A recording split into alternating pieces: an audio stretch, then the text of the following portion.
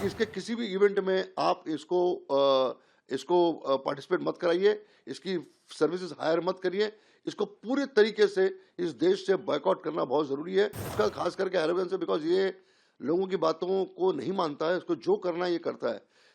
लेकिन इस बार जो ये हुआ है, सरदार 3 का जो इशू है, ये बहुत ही सीरियस हो गया है। Federation of western India cine employees ने पुलवामा अटैक के बाद एक नोटिस इशू किया था नॉन कॉपरेशन का। सारे जितने भी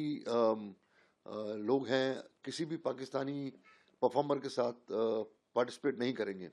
चाहे वो प्रोड्यूसर हो, चाहे वो डायरेक्टर हो, चाहे वो सिंगर हो, चाहे वो म्यूजिक डायरेक्टर हो, कोई भी क्राफ्ट जो है वो इनको इन्वॉल्व नहीं करेगा। और अगर सपोज किसी टेक्नीशियन ने इनके साथ भी काम किया तो इट्स नॉट ओनली एक्टर्स और it's not only performers, even the technician जो है उनको बायकॉट किया जाएगा। ये हमने पहले दिन पुलवामा अटैक के बाद हमने ये इशू नोटिस किया था नॉन कॉपरेशन का। उसके बाद जितने भी अटैक्स हुए हमने उसको रीट्रेट किया कि हमारा जो ये नोटिफिकेशन है, नोटिस है, ये जारी है, इसको चेंज नहीं किया हमने, उसको विड्रॉ भी नहीं किया हुआ है। अभी जब सरदार 3 का ट्रेलर आया तो immediately federation of western India cine employees ने, जो लगभग 36 क्राफ्ट्स की मदर बॉडी है, उन्होंने इमीडिएटली सीबीएफसी को लेटर लिखा, आईएनबी मिनिस्ट्री में लेटर लिखा कि इस फिल्म को सेंसर सर्टिफिकेट नहीं मिलनी चाहिए, ये फिल्म को यहाँ पर रिलीज होने देना नहीं चाहिए इमीडिएटली। ये 10-12 दिन पहले की बात है और अभी तक उसको सेंसर सर्टिफिकेट मिला नहीं है। होपफुली सीबीएफसी ने शायद हमारी बात को माना है और मानेगी भी, क्योंकि आईएनबी मिनिस्ट्री ने खुद एक नोटिस इशू किया था जिसमें उन्होंने कहा था कि कोई भी अगर पाकिस्तानी परफॉर्मर के साथ पार्टिसिपेट करता है तो उसकी चीज़ों को बाहर हम आने देंगे नहीं, उनको परमिशन नहीं मिलेगा।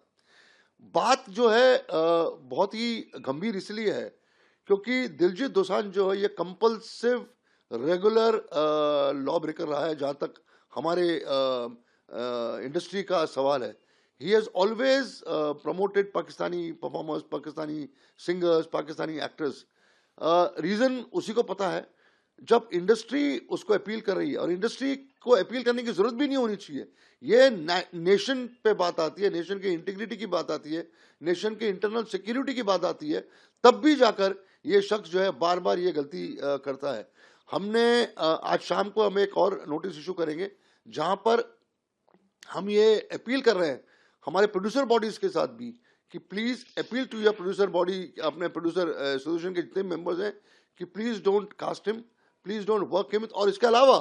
जितने भी इवेंट कंपनीज हैं हम उनको लिख रहे हैं कि इसके किसी भी इवेंट में आप इसको पार्टिसिपेट मत कराइए, इसकी सर्विसेज हायर मत करिए, इसको पूरे तरीके से इस देश से बॉयकॉट करना बहुत ज़रूरी है, ताकि इसकी जो फैन फॉलोइंग है या इसका जो ये इतना कमाता है, इतना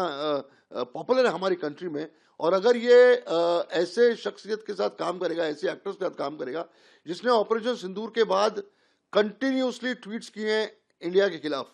इवन देन अगर आप नहीं मानेंगे फेडरेशन की बातें या इंडस्ट्री के इमोशंस को नहीं समझेंगे तो बहुत ही मुश्किल होगा इसके लिए, और आगे चीज़ें बहुत काफ़ी गंभीर होंगी दिलजीत दोसांझ के लिए। ये इनका कुछ लोगों का एरोगेंस है, और इसका खास करके एरोगेंस है बिकॉज ये लोगों की बातों को नहीं मानता है, इसको जो करना है ये करता है।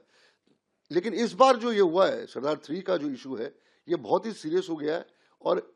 It's not only organization, it's not only film industry. मुझे इस बात का यकीन है कि जिस तरीके से इंडस्ट्री ने रिएक्ट किया है, फेडरेशन ने रिएक्ट किया है, 5 लाख वर्कर्स, 5 लाख टेक्नीशियंस ने जिस तरीके से रिएक्ट किया हुआ है, इसका असर जो है वो 110% होने वाला है, और इसको माननी ही पड़ेगी इंडस्ट्री की बातें। नहीं, ये नॉन कॉपरेशन है वो इसके against in any film for that matter,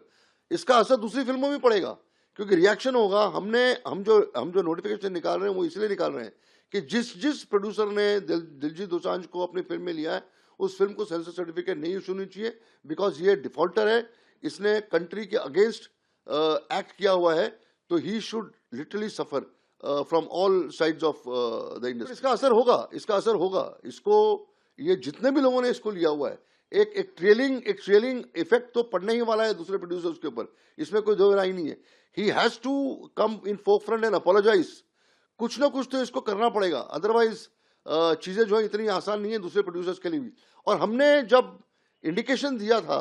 हमने जब लिखा था सारे प्रोड्यूसर्स को, सारे प्रोड्यूसर बॉडीज को कि शख्स के साथ काम नहीं करना चाहिए क्योंकि ये कॉन्स्टेंटली रेगुलरली पाकिस्तानी आर्टिस्टों के साथ और पाकिस्तानी कलाकारों के साथ ये काम करता है, इसको बॉयकॉट करना चाहिए। और नॉन कॉपरेशन जब इसके अगेंस्ट इशू हुआ है, फिर भी आप क्यों इसको ले रहे हो? इसके साथ काम करना और किसी पाकिस्तानी के साथ काम करना, बात तो एक ही है ना, कोई कोई कोई डिफरेंस नहीं है। बिकॉज इसने हर वक्त प्रमोट किया पाकिस्तानी एक्टर्स को और पाकिस्तानी परफॉर्मर्स को।